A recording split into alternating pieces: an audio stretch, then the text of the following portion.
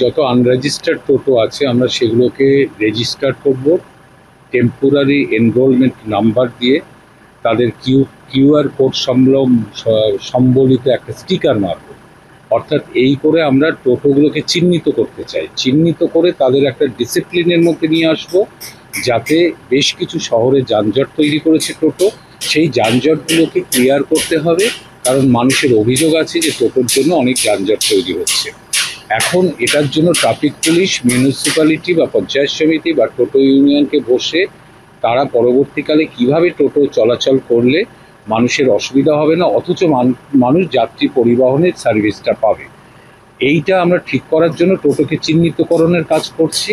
এবং দ্বিতীয় হচ্ছে, যেখানে যেখানে ইলিগালভাবে টোটো তৈরি হয় আমরা সেগুলোকে বন্ধ করে দেবো। কারণ ইলিগালভাবে টোটো তৈরি করে আজকে অপরিকল্পিতভাবে বাংলায় লক্ষ লক্ষ টোটো বিভিন্ন শহরে নেমে পড়েছে। কারণ প্রত্যেকটা শহর বা রাস্তার একটা ধারণ ক্ষমতা আছে, সেই ধারণ ক্ষমতার বেশি যদি গাড়ি ঘোড়া চলতে থাকে তাহলে যানজট তৈরি হবে।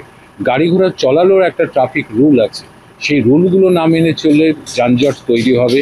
এবং সেইগুলো যেহেতু টোটো মেনে চলে না, তাদের সেই শৃঙ্খলায় আনার জন্যই কিন্তু এই পদক্ষেপ নেওয়া হয়েছে। কিন্তু একই সময় আমরা যেটা বলতে চাই যে বাংলায় যত টোটো আছে একটি টোটোকেও কিন্তু আমরা বাতিল করছি না। অর্থাৎ কোনো মানুষের জীবন জীবিকা চলে যাক, এটা মুখ্যমন্ত্রী চান না, আমরাও চাই না তার কথা মতো, নির্দেশ মতো। কিন্তু আমি অনুরোধ করব আগামী 30শে নভেম্বরের মধ্যে সমস্ত টোটোকে এই TTNEN নাম্বারটা নিয়ে নিতে হবে।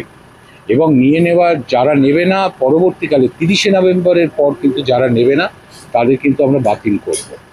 অর্থাৎ কোনোভাবেই ইলিগ্যাল সোর্স থেকে টোটো উৎপাদন এটা চলতে পারে না, এটাকে আমরা বন্ধ করব, টোটোকে একটা ডিসিপ্লিনে আনবো। আবার তাতে টোটো যারা চালায় তাদের ভালোই হবে, তাদের জীবন জীবিকা স্বীকৃতি সবটা পেয়ে তাদের ভালো।